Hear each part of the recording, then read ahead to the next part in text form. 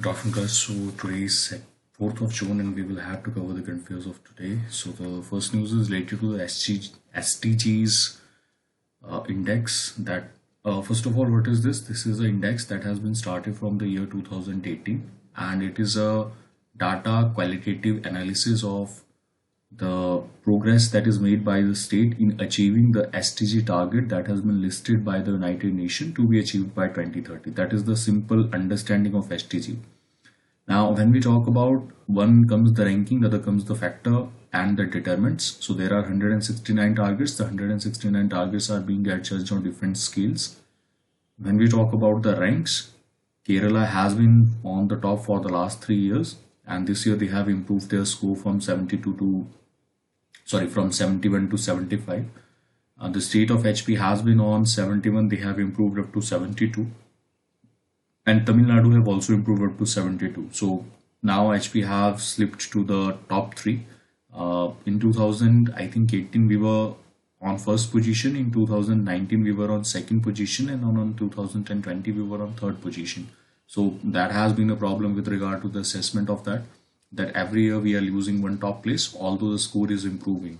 So that has been the case. With regard to the change and the assessment, we have increased with regard to the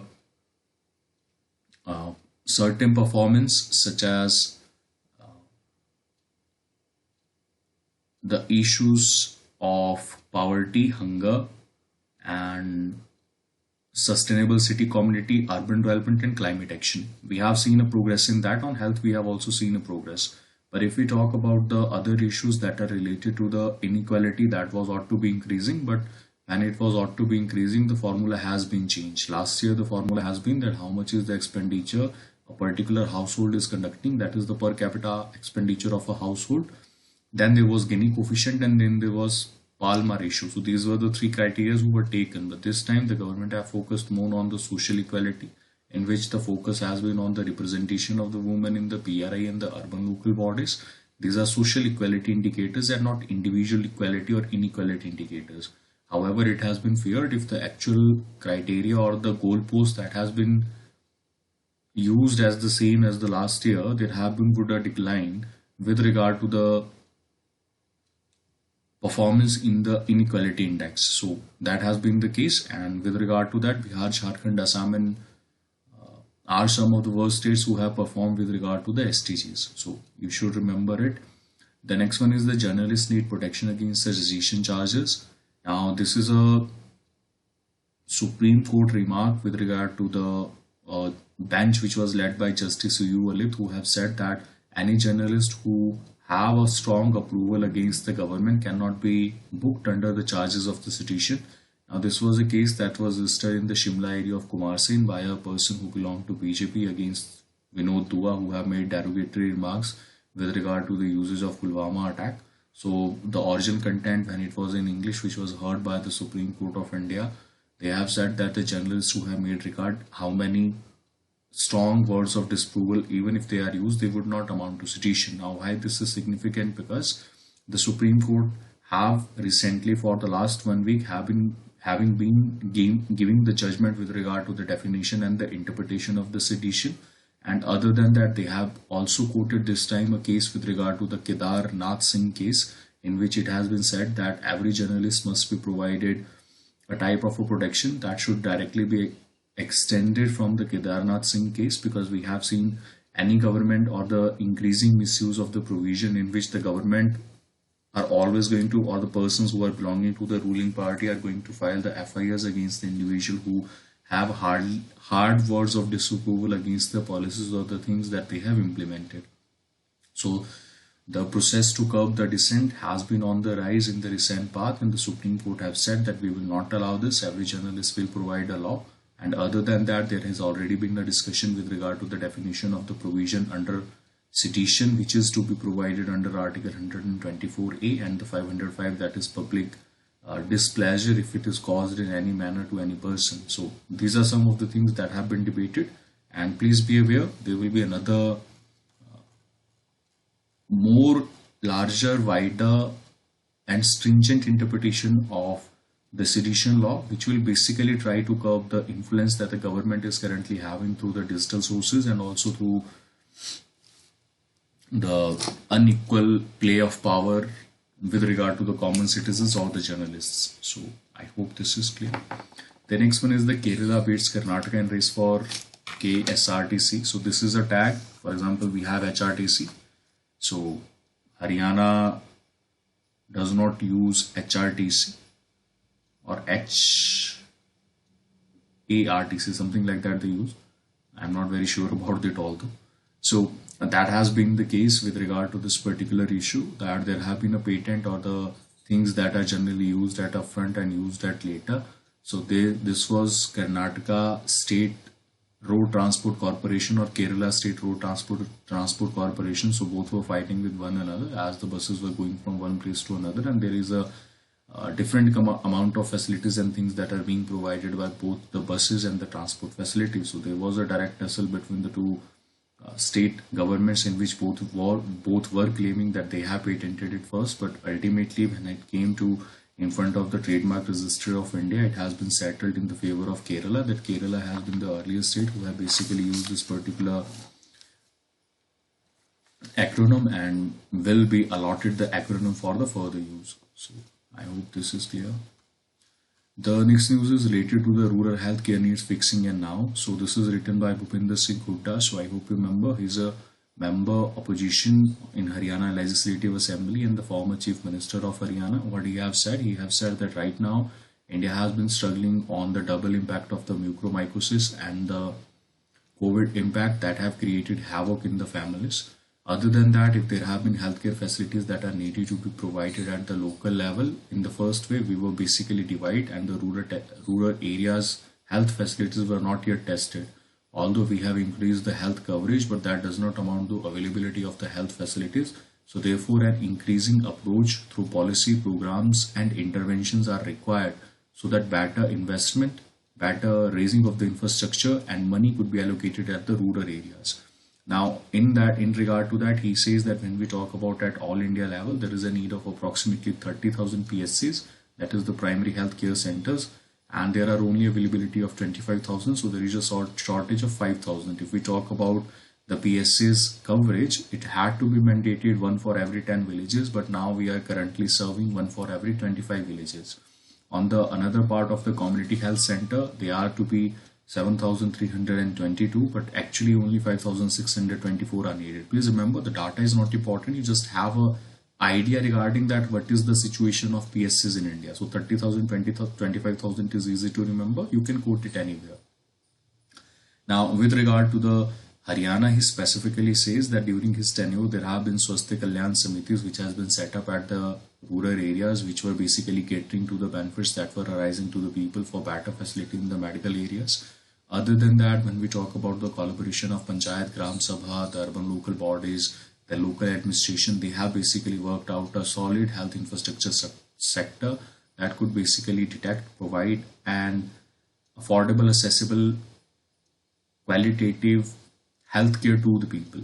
Now, when we talk about another factors, you also have to realize the importance of the rural areas with regard to the containment of the NCDs, that is the non-communicable diseases such as the chronic respiratory diseases. And according to an estimate, it has been realized that there is 41 million deaths globally, and out of that there have been 5.87 million deaths that are occurring in India. Now, the whole issue of Mr. Bhupinder Singh Hooda is writing about this particular article is that if the primary healthcare structure is strengthened, definitely the need for the secondary and the tertiary would be lesser. But if it is not roped in and not ramped up in a timely or not refurbished in a timely manner, it will create a different kind of problem to all set of people and all sort of persons. So that has been the case here, and that has been the responsibility, which he terms as a collective responsibility of all the individual. And in conclusion, he basically want all this, not only the spending, but a policy change as a whole and a collective responsibility of the government as a whole. I hope this is clear.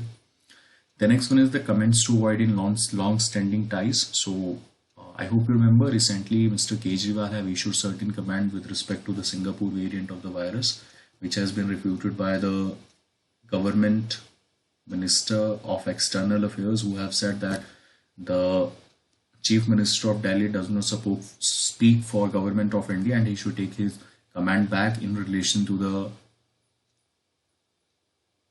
conducive relation that India enjoy with Singapore. But according to Krishna Srinivasan, I think he have forgotten to basically the comments or the venom that was spit by Mr. Amit Shah during the West Bengal rallies when he compared Bangladeshis with the Mermin and they will be pushed out for the local candidacy. In that particular regard, we have to realize the essence and the importance of Bangladesh and also the ties with that. Now, he presented a type of a picture with regard to the issues that are between Bangladesh and India. So there will be basically three issues. There is water sharing issue, there is the trade balance issue, and then there is the smuggling and the goods and the vulnerable human beings which are killed on the border on the either side issue. Now Bangladesh share approximately 4100 kilometers of the border with India, and still there are some people that belong to different ideology. There is a terrorist organization that is totally anti-India in the state of Bangladesh called as Harkatul Jihad Islami, and they also have support outside of Bangladesh. Other than that, there are some people who belong to the older ideology which see the partition of Bangladesh as a separate or the significance variation of 1947 more as compared to the 97 partition. Other than that, there have been another people who believe in Bengali Asmita and they believe that Bangladesh is the sole proprietor of it and not the West Bengal that India claims to be. So the culture and heritage is also threatening. So there are whole sort of ideological people who are ready and eager to basically wait to establish their own ideology and mark with regard to the control of certain cultures and heritage in the world. Now, India have to realize that the expectation of India that the neighbors will basically be sensitive to the concerns with regard to the security strategic and the trade issues with in its immediate neighborhood. The situation have changed of the global platform and every country have its sovereign right. As we see in the state of Bangladesh, it have changed from the status of underdeveloped nation and going to be changing it by 2026 to a developing nation. Now, with regard to that, we have to provide a quid pro quo for Sheikh Hasina. Now, when she have stayed in power for the last 3 decades, she have kept an vigilant supervision with regard to the terrorist activities, kept the fundamentalists in check, which were almost most of them anti-India. The connectivity have increased from India. She have also allowed access to the Indian routes to the northeast. There have been still 1 lakh people of Indian origin which are living in Bangladesh and they are earning over there. Now, although India have played a major role with regard to the birth and role and the territorial border that India share with Bangladesh, it provides a huge advantage to India. But then again, there have to be a certain extent of cooperation among the two, because up to a certain level, both these countries will need each other for the expanding of the business, economic and strategic ties among each other. And in that, the Bangladesh should not feel beforehand with regard to the issues that it is being either manipulated or being dominated. So that is the balance that we have to take, and we should also be sensitive about the domestic compulsion, that we should not antagonize the countries who are in the neighborhood with regard to winning some elections at home or with regard to the comments that we should avoid with regard to the long-standing ties that are much more important than a political win. And that is also not certainly expected from a central minister who is holding the home minister portfolio and considered very close to Mr. Modi, who is the basically representation of all the foreign relations that India extend to the neighborhood.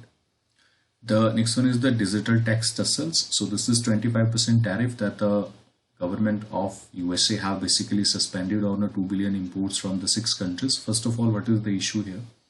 There was a negotiation or a committee that was formed by Mr. Trump in the year 2020 in which he have accused different countries around the world for providing discriminatory taxation and preferences or treatment with regard to the tech companies who hold sway in the foreign region. So basically he was talking about Google, Facebook, Instagram, WhatsApp, and in that particular regard, or Apple or Alphabet. So in that particular regard, so for example, India have charged 2% on the tax on the digital services that the companies are providing for non-resident e-commerce companies.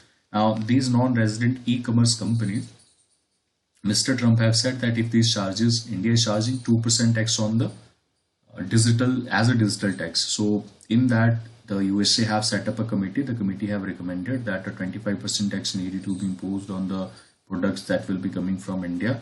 So this has been suspended by the 301 US state negotiation committee of United States Trade Representatives. Now, this state representative basically said that under the wake of the pandemic, it is an honest policy for the upliftment of these particular sectors that no extra burden should be put on them. But they have also kept on the leash by saying that there may be further extension of these particular tariffs if a conducive behavior with regard to the issues is not being ascertained. So that has been the case here. तो इस बात को ध्यान रखिएगा.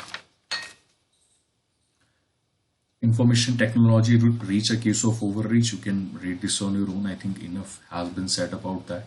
The next one is the Pradhan Mantri Garib Kalyan Anna Yojana. Have out of the 80 crore recipients of the NFSA, only 55 crore have received free grain so far for the month of May. And it has been advised by the central government to the state government to look out and provide ration to all those workers. The next one is the government advised the split in the MG Narega wage benefit to access budget benefits for SC and ST. As I was telling you, that is not a policy decision. Maybe it could regard or could be rendered as a policy decision, but it is highly supported, or from the back it has been highly designated as a political move to be justified to the marginalized section of the society that how much targeting is needed in which of the district and how much people are getting the wage worker in the rural sections of the society. So that is what it is currently doing. The next one is government have filed an affidavit in the Delhi High Court in which they have been saying that the WhatsApp using push notification with regard to the conditions that it have basically pushed its user into is indulging in anti-user practices. That is what the government have said. The CCI have issued a type of a warning and do not force or current notification should not be pushed to the respondent, and that is not a fair trade against the consumers. But they have been still calling it, and the CCI have already called for investigation into the WhatsApp policy. That is what they have said, and we will again have to work around this and see what will be the outcome of the particular provision. Although the fight that is going to be dirty, and we will have to see how the Indian public will basically react to this. The next one is the strong policies on the black carbon can sharply cut glacier melt. This is a World Bank study. I hope you remember black carbon is currently issued by the burning of the fuel in the internal combustion engine, and open burning also have a rapid impact with regard to the increase of black carbon over the ice or the glacier melt. So this is a situation that we are currently facing in the region of Rohtang and the region around it. Now, what the government have proposed that if a World Bank Group study goes by the name, then they can be sharply reduced by 50% by necessary intervention. And then there is Himalaya, Karakoram and Hindu Kush. In that particular region, this research has been conducted, which have led to a conclusion that there is a decline or retreat of 0.3 meter in the west and 1 meter in the east.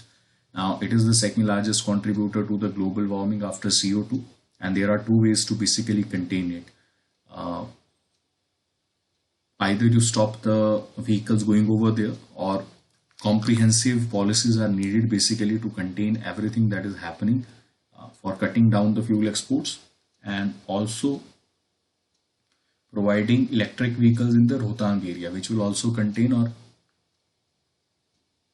reduce the harmful fuels that are coming and generating out of it. So that has been the case here. Okay.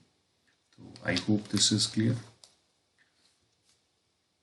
The next news is related to what next for Benjamin Netanyahu. So he was the person who was the prime minister for the last, I think, 12 years.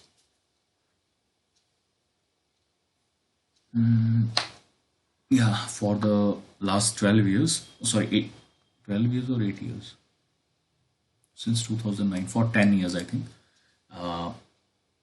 11, 12, I think 12 years is right, 2009 to 2021. Now, with regard to that, there have been a coalition of the opposition parties, and please remember his party is the largest coalition party which have basically stood 30 seats in the 120 Knesset, that is called as the House of the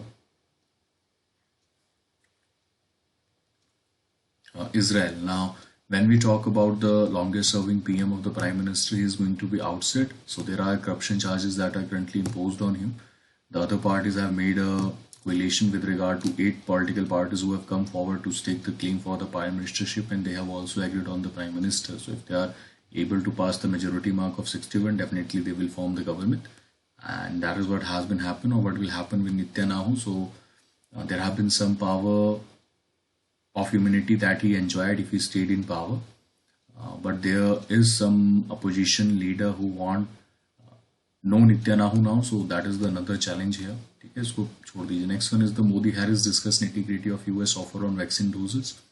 So now finally the US have offered that some vaccines will be shared. Now government readout called that Mr. Modi had discussed strengthening the supply chain, vaccine manufacturers, and also they talked about the Quad vaccine partnership with respect to manufacture vaccine in India to at least 1 billion doses, and by the end of 2022 to supply across Asia. So they are looking at a larger picture. All is not lost yet. And in that regard, there have been a normalization with respect to the ties and the other issues that they are talking about. And major issue is Quad West, the behavior of China, the vaccine policy, the common waiver. ठीक है, तो ये already हमने पढ़े हैं. I'm not going into detail with that. The next one is the services export rose by 6.4% in May. So please understand, a lot of people are assuming that this is a result of the PLI, that is the production linked incentive that has been provided, but it has been realized that right now the production linked incentives have not been realized with regard to the export that have increased, although both the merchandise and the services export have increased up to a certain level. The next one is the services PMI shrink. So this was 9-month low of 46.4 in May as compared to 54.0 in April. So it is sliding below 50 level, which shows a sign of contraction. And this size of contraction is definitely, if it is below, then definitely it is going to cut certain jobs from the sector. And the intensification in Russia, not in Russia, but in Asia, have led to the decline in the prospects with regard to the availability of the vaccines, and also with regard to the bad news for the labor market that has already thrown millions of the people out of the job, and certain more job losses will happen in the next, you can say, 2 or 3 years. Okay, so that is it for today.